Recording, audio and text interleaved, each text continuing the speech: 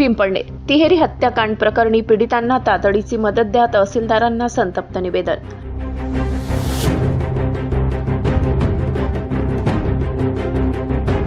साक्री तालुक्यातील पिंपळनेर येथे 19 फेब्रुवारी घडलेल्या तिहेरी हत्याकांडाने संपूर्ण साक्री तालुका हादरला।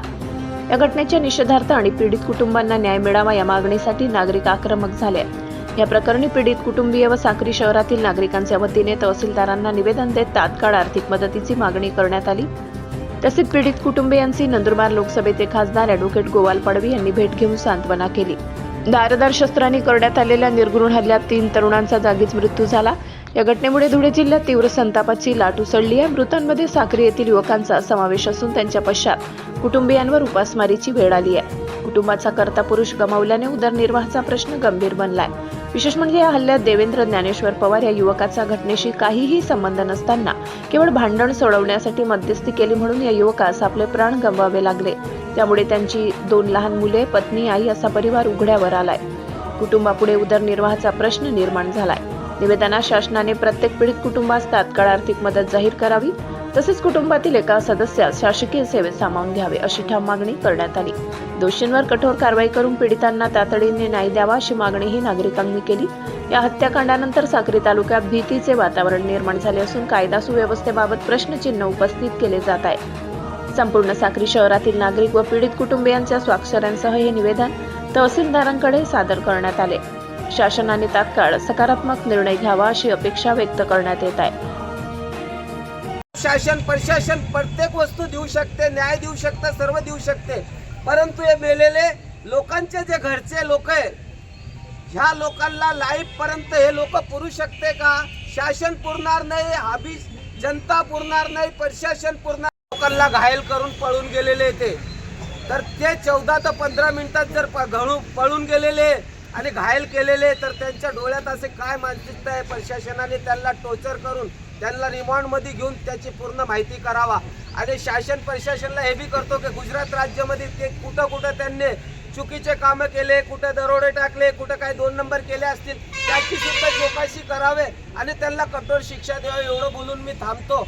बसलेले होते ज्यांनी स्टेटस ठेवला होता त्यांनी सांगितलं का तुम्ही या, आम्ही आहे ना, बघून घेऊ ना। ज्यांनी मर्डर केलाय त्या लोकांनी आम्ही आहे ना, बघून घेऊ ना। आणि परत सोनगडवाल्यांचे मला त्याच वेळी सोनू नावाचा पोरगा आहे, त्यांचे सतत फोन चालू होते।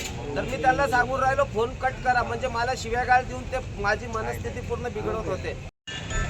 चुकीचे कामं करतात त्याला एक समाजाच्या अध्यक्षाच्या नात्याने काही समज देणं हे काही जुना वाद झालेला नाहीये, परंतु त्याच्यावरती काय माझे केसेस झालेले नाही किंवा त्यांनी माझ्यावरती केसेस केलेले नाहीये किंवा पैशाचे वाद नाहीये, मुलामुलींचे वाद नाहीये, कोणतेच वाद नाहीये।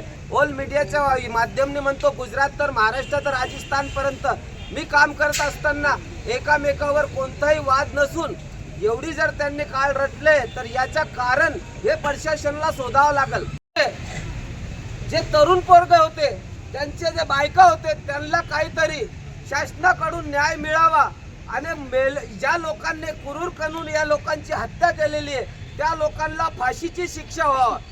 परंतु हे बी गवाही करतो मीडियाच्या माध्यमाने, जर त्या लोकांना शिक्षा नाही झाली आणि ते लोक सुटून आले तर परत बरेचसे मर्डर करणारे का त्यांच्या डोळ्यात पूर्णपणे रक्त आहे। मारताना तिथं लाईव्ह मी होतो साहेब। साक्री शहरात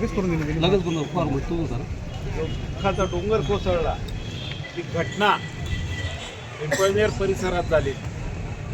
त्या घटनेमध्ये आपल्या साक्रीचे सर्वांना, तरुण वर्गांमध्ये सगळ्यांना लाडके असलेले देवा असेल, सुरेश महाराज असेल, साहिल असेल, ज्या पद्धतीत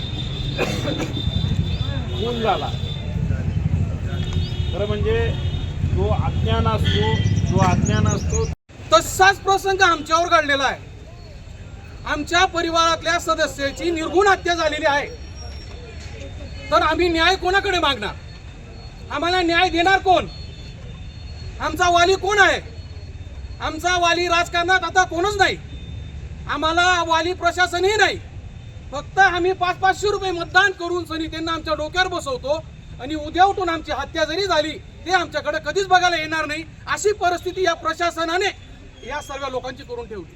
सेवेत घ्या. असाच जर आमचा तुम्हाला उपयोग करून घ्यायचा असेल तर आम्हाला काहीतरी 20 पासून मारून टाका साहेब.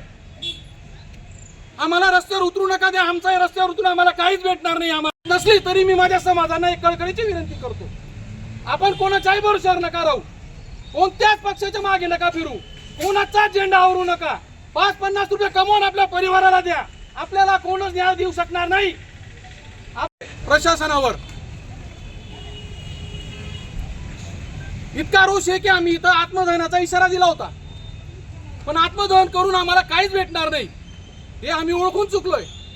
ज्यांची खरोखर हत्या झाली आहे ते मेल्यानंतर पुढारी आज आम्हाला भेटायला येत आहे. म्हणजे आमची किंमत एखाद्या कवडी बोलपेक्षा निपत्तर आमची किंमत काही लोकांनी करून ठेवली आहे. नाही, जर खरंच प्रशासन असेल तर ते करून दाखवतील. करून दाखवतील हा शब्द पुढाऱ्यांचा राहतो. करून दाखवलं. न्याय देऊन दाखवा साहेब, मरेच तो तुमचा उपकार राहील. या पोरांना न्याय द्या साहेब, ही कळकळीची विनंती करतो. आणि माझे 2 शब्द संपवतो. साहेब, मंत्री साहेब, सीएम साहेब, डीसीएम साहेब, मला भरपूर लोकांचे फोन आले की डायरेक्ट मोठमोठ्या लोकांचे नाव नको घेऊ. नाही घेत, नाव नाही घेत. पण माझ्या देवा भाऊला माझी विनंती आहे, फडणवीस साहेबांना, तुम्ही आमचे वाली आहे, न्याय द्या. अनाथांचा नाथ आमचा एकनाथ, तुमच्या बहिणी विधवा झाल्या आहेत, त्यांना न्याय द्या. त्यांच्या पोटी 2-2, 3-3 लहान लहान मुलं आहेत, त्यांना न्याय द्या. यांना कोण, यांचा कोण, यांचे करता धरता सर्व गेले साहेब. उद्या उठून याच्या बापाला चॉकलेट मागणारा हा उद्या उठून कोणाला काय मागेल. कळकळीची विनंती साहेब, अंगावर शहार आले, डोळ्यात पाणी येते. हात जोडतो साहेब, त्याच्या परिवाराला कुठंतरी न्याय द्या. Bureau report, Nazarbaaz news.